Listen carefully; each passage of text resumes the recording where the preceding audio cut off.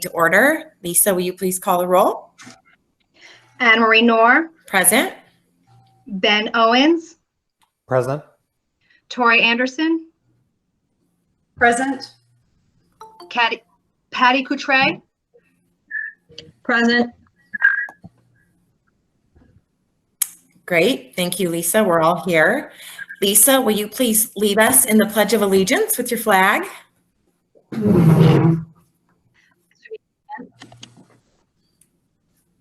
I pledge allegiance To the flag of the United States of America and to the republic which it stands, One nation. one nation nation, under God, indivisible, with liberty and justice for all. Justice for all.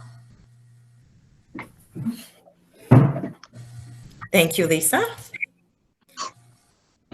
We are now on to item 1D, adoption of the agenda. Do I have a motion? So moved. I'll second. Tori.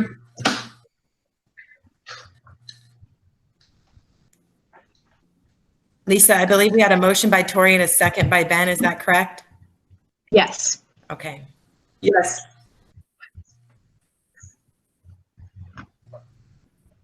So I will do the roll call. Patty Coutray. Aye. Tori Anderson. Aye. Ben Owens. Aye. Anne Marie Noor. Aye. By your vote of 4-0, you have adopted the agenda as written.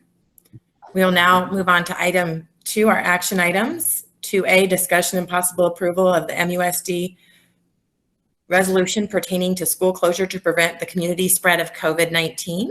Dr. Lokman. Thank you, President Noor. You have the resolution before you, founded to prevent the spread of COVID-19. It addresses a number of issues that have to do with, really the purpose of why we're doing this, the policies that are referenced, and then the original intent was to provide the board an opportunity to, publicly state intentions around compensation for employees and, what would be impacted by that school closure. I do want to mention that there is proposed that since this version was drafted, a couple of things have surfaced. The federal legislation and the state proposed legislation, SB 2910, that could have some relevance and may necessitate a revision. I will also say that Ms. Coutray has also offered a couple of suggestions to further clarify some of the content and add greater description to the resolution. So I'd be happy to start the conversation or answer any questions. Thank you, Dr. Lokman. Are there any questions or? I don't have any at this time. I mean, I honestly have not read the resolution. It's probably in board docs and I can't go back and forth right now. But I did have a meeting with ASBA on House Bill 2910. And it looks like the governor will probably sign it today. And that takes place, once it takes place, that'll cover our employees to make sure they're paid, but they still have to make sure they're doing instruction at the greatest level that we can attain. So, obviously schools will be closed until April 10th. So it'll take effect on March 30th. Yes, and if I may add to what Mrs. Anderson said, It's kind of the change that this brings is our requirement to provide some form of meaningful work for employees to be paid. Prior to this, it was acceptable for employees to be paid sort of on an on-call basis, but this legislation requires us to meet the criteria listed in 2910, supporting instruction, so that it is not a gift of public funds. So we're Correct. working on identifying what that meaningful work can be for the variety of employee groups that we have in Maricopa Unified. Well, what we talked about today was that school will end as regularly scheduled, which would be our May date. General education opportunities, there's no requirements or eligibility on how we have to fulfill that, as long as we are meeting the fact that we're doing a general education opportunity for all of our students, and that includes special education students. As long as we're doing the best we can, it will pay all employees. They don't have to use their sick days. It's statewide, or they also don't have to use their personal days off. So state assessments will be canceled. Third grade retention will also be canceled. We don't have to worry about move on when reading. And that will retain last year's letter grade. So our schools will not be dinged for it. So I don't know if that helps, but as long as they're providing instruction during their contract hours the best that they can, then they will fulfill the requirements to get their payment. Absolutely, and we know that the alternative instructional program that we've developed definitely substantiates meaningful work for our teachers. We're finding other supportive roles for, academic coaches, counselors, assistant principals, so on and so forth. We are continuing to identify meaningful work for employees that are not necessarily classroom employees, like bus drivers, for example. Those employees that have a role that is specific to having students present, some paraprofessionals, that kind of thing. So that's just a little bit of the wrinkle that we're working through. We know our certified staff will be engaged. We're sending out the instructional plan this afternoon that kind of further defines what they'll be doing instructionally. Over and out. So Tracy, is If there I a plan in may, place? Mrs. Cotray? Miss Cotray? Member Cotray? Go ahead. Well, I just kind of wanted to, can you hear me now? Can you hear me? I can hear you. Can you hear me? Yes. Okay, awesome. So what I had suggested to Dr. Loatman was in the resolution, I just wanted to be a little bit clearer that when it says in the section 1 that we are authorizing the closure of all schools and programs, that we're actually authorizing the closure of all district facilities and academic and after-school programs and extracurricular activities, except for the ones that essential employees needed to be there.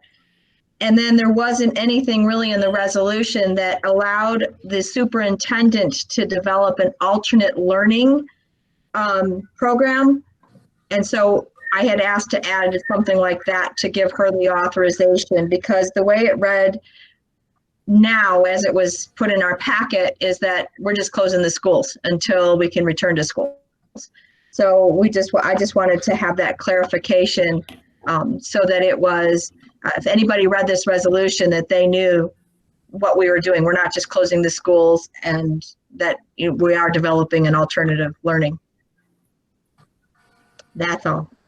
Well, can we just put in there, Tracy, that we are going to be following the CDC's and the legislature's leadership on this? I mean, a lot of this will change. This whole resolution will change if 2910 passes.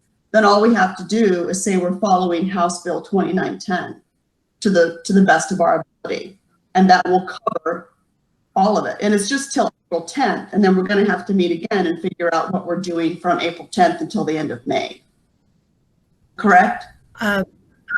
Mrs. Anderson, you are right. And in our conversation just a few minutes ago with our legal counsel, they provided language that, again, that says with Arizona House Bill 2910, it starts to bring in reference to that specific legislation and also adds a section that says, to the extent that any provision in this resolution conflicts with or is superseded by enacted federal or state legislation or local ordinances, the district shall comply with those laws or ordinances. Yeah. So we can specifically reference 2910, and we can also add if there's anything else that happens to be passed that we have to be in compliance with those federal or state enactments. And I can copy this because I just got it a few minutes ago and send it to Lisa. How do you feel about that?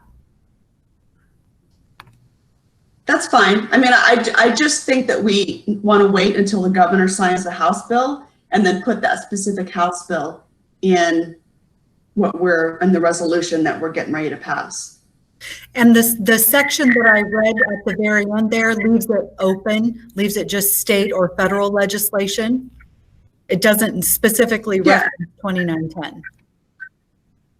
But 2910 gets back to what Patty was saying. It specifically lines out what it covers, what the school closure covers. That's my, instead of trying to list everything in there, if we refer to the House bill, it covers what Patty was talking about. Just a thought. Right. And then regardless of what we pass today, if the governor signs 2910, we have to comply with that. That's the law. So Correct. I think we should include that as part of this resolution. I agree. And then Ms. Cotray, is there, aside from adding the addition that we will comply with federal and state laws that are passed, would you like any more specifics added? No, hearing what this 2910 would probably contain would answer those questions. I just didn't want the assumption that the way it was reading now stated that we were just basically going to be closed and there wasn't any authorization for the superintendent to do any distance learning or any alternative learning. Nothing allowed it in the current resolution, but with SB 2910, it would allow it. And so that would cover it. I just wanted to make sure that we were covering all of our bases. No, absolutely. And I appreciate that. Those are good points. Because it also, House Bill 2910 also covers special education instruction. And Alyssa with the state superintendent's office was on our call today. And she was very specific in what we should and should not be doing for our special education students, because they do deserve an equal opportunity to education, just like our gen ed students do. So, and that is spelled out in the House bill. So I do feel strongly that we need to refer to that so the public can then go to that House bill and read it and understand that we are in compliance with state and federal regulation.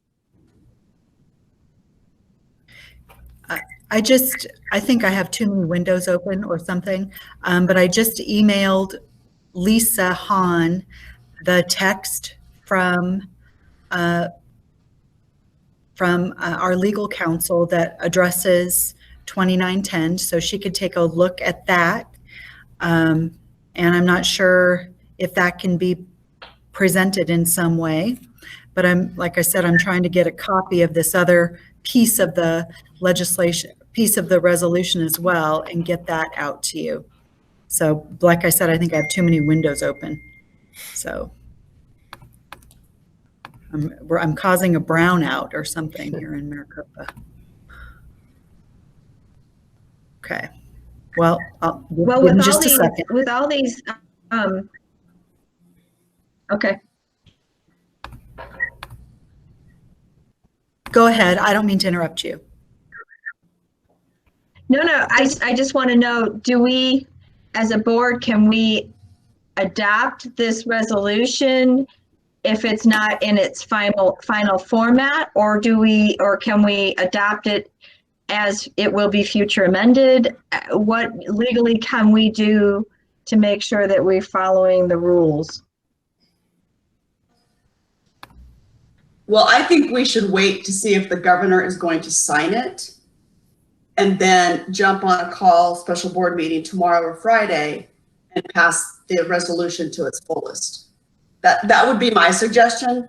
Because we're not on as long as it's done this week, I think we're fine with our timeline. Because there's so many unknowns still. Board meeting. It's just, there's just a lot of unknowns. It's funny that people just join and show up on the screen, start talking. I think if you want to wait till the governor's going to sign the bill, that we know that he's going to do it. So if you want to wait just to be sure, we can convene another board meeting, or we can add the language that Dr. Lopman was talking about that that authorizes us to follow any new laws adopted in regards to this, and then it will automatically will be in compliance. I was able to email that text to Lisa Hahn, and I don't know if she's doing the presenting, or if I should have emailed the text to maybe Christine Dickinson, whoever's doing the presenting. I can do that. I could forward that email, and then you'd be able to see it. But there's definitely Christine is the one that's doing it. I was having problems earlier.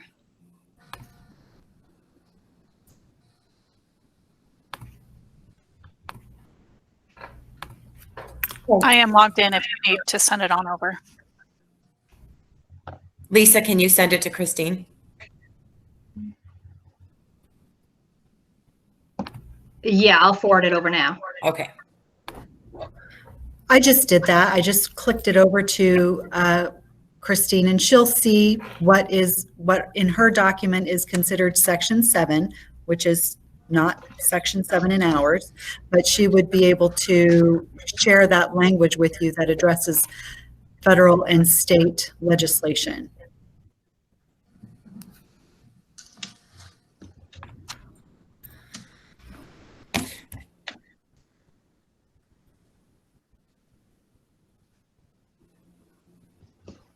So Christine, you're going to put that on the screen, correct?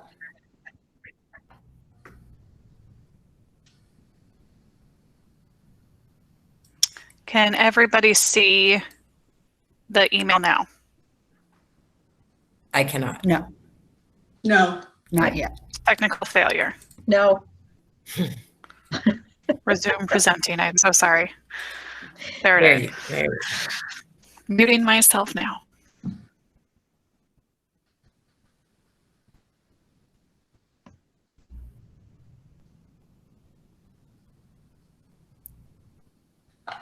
There we go. That is my email. Okay. Okay, so wow, that's small. Okay, there we go. Thank you, Christine. So Section 7, to the extent that any provision in this resolution conflicts with or is superseded by enacted federal or state legislation or local ordinances, the district shall comply with those laws or ordinances. So that will cover us when he signs the bill to be able to comply with it going forward. And then, like you said, Ms. Anderson, will probably, because this is only for the Section 1. next 2 weeks, Yeah. we'll have another board meeting at some point in the near future to talk about, what the situation is going forward once we know or have some clue.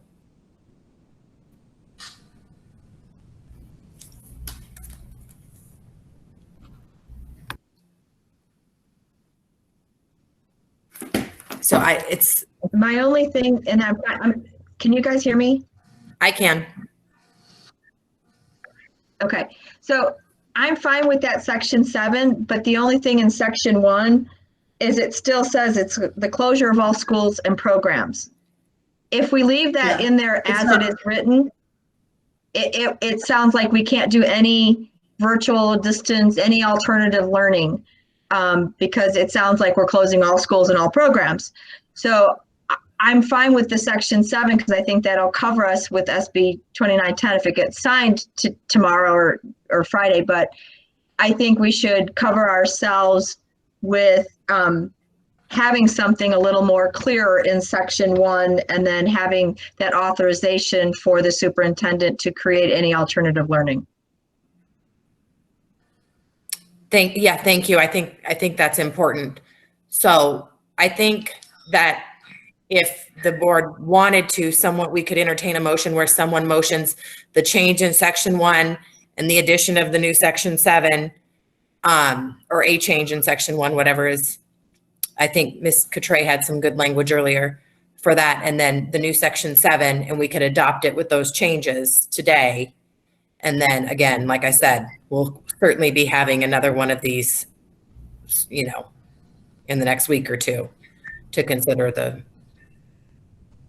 weeks after the next 2 weeks. President Nor, if I may, I just sent the revisions that Ms. Cotray mentioned. I just sent those in an email to Christine Dickinson. I'd sent those earlier to Lisa, so she would have them as well for just for this very reason. So if Christine is, I know she's very agile, and we'll get those up on the screen. And I want to commend the board for doing this Google Meet situation. It's a little clumsy on our first time, but we're modeling what we're expecting of everyone else to just kind of roll with it, right? So thank you for your willingness. Great. It was there. Now it's gone. There we go. Closure of all school activities and extracurricular programs.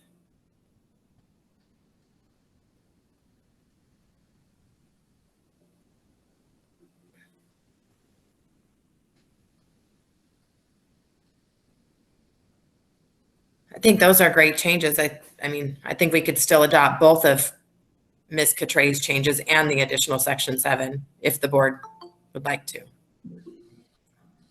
So I have a question. I still think that we need to list in there something in both section 1 and section 2 about this is authorized through April 10th.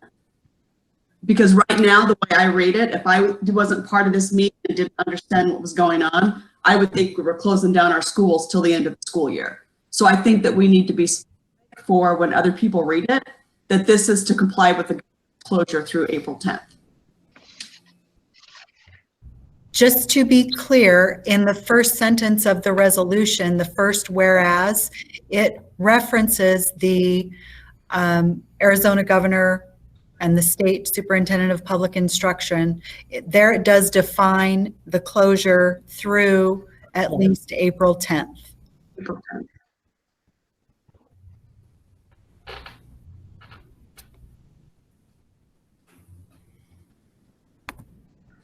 Do you see that, Tori? Does that address your concern? Yeah, that addresses that, but I'm still going to go back to my original concern that I would prefer wait until the governor completely signs it today, by the end of today, and then pass this resolution. That I would be more comfortable with that. Because if we pass this, I don't know, I would like it to be clean cut and to the point, just wait until tomorrow. Because he's predicted to sign it today, but nothing is a for sure thing until it's actually signed.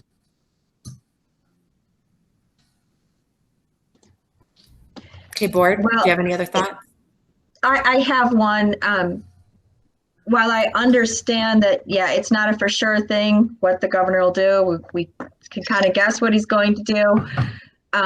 Even with the language that was presented for Section 7, it would cover us. And we still could have another meeting next week to really hammer out the details. But I think that we've got to have something now. What if he doesn't sign it? We still have to have something in play. Having the broad descriptions that we're suggesting allows us to continue to move forward as a district, because spring break is over with this Friday. And so we can move forward with all of our plans, and we can always come back and change the details after he signs it. Mr. Owens, are you on? Would you like to add anything?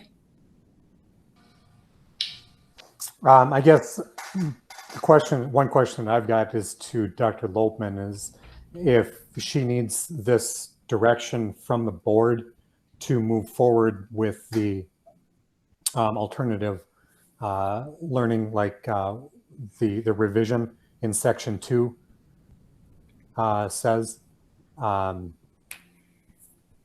you know, because if the governor doesn't sign this till Friday, for example, does that then put us in a bind for starting then next week? I guess I personally would like to get this going with some of the revisions that we've talked about with section 1, section 2, and then the revision from council. And then we can come back and we can revisit it. You know, it's going to not look much different than a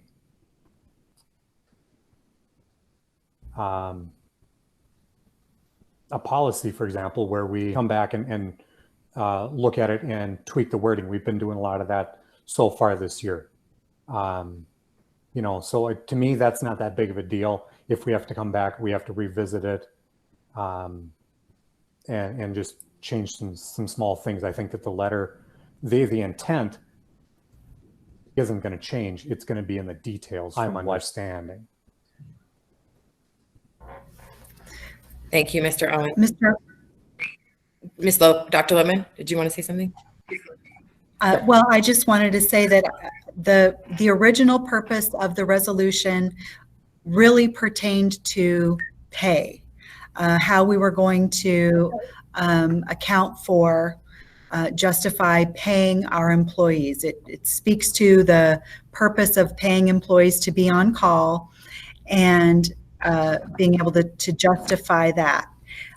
The instructional program is certainly added information and has value, but it was not the original intent of the resolution. Regardless of what happens regarding pay, we know that we're going to have an instructional program and an alternative instructional program. So we can, I'm open to either one, of course. If we want to, whatever we want to do, I'm open to. But we do know that the current, our current,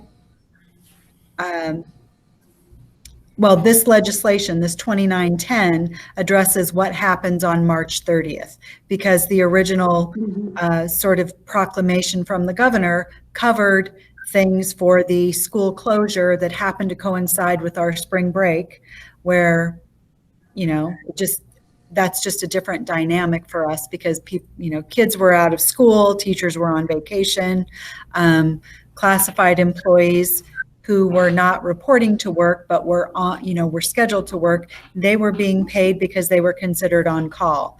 Well, that has a termination date, and things change on March 30th, and so this was intended to cover from March 30th to the 10th. Thank you for the clarification, Correct. Dr. Lipman. My concern with holding off on this even a day is I don't want it to send a message to the staff or community or anybody that that people aren't going to get paid or that we're not going to have a plan in place or that we're uncertain, because we're not uncertain. And we do have a plan, however flexible and forever changing it may be, to adapt to different laws and different situations. I want the community and the staff and parents to know that we are moving forward.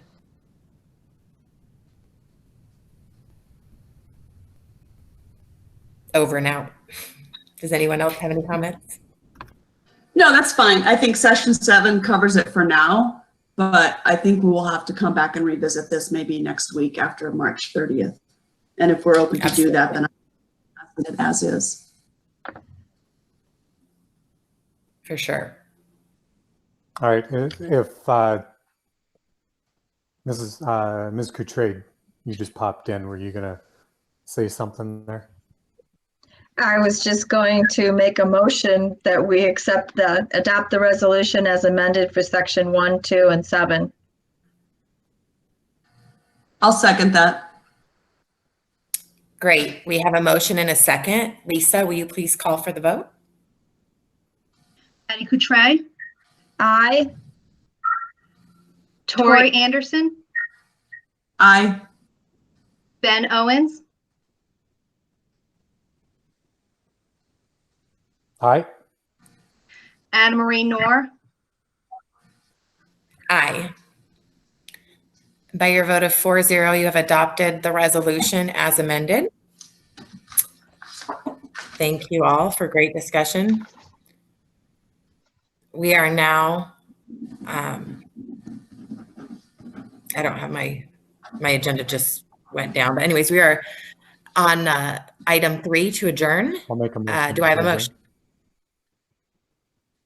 I'll second that. I have a motion and a second. Lisa, will you please call the vote? Patty Coutre, Aye. Tori Anderson, Aye. Ben Owens, Aye. Anna Marie Noor, Aye. By your vote of 4-0, it is 4:04 p.m. and we are adjourned. And thank you for what I think was a very productive first Google meeting. So thank you, Christine.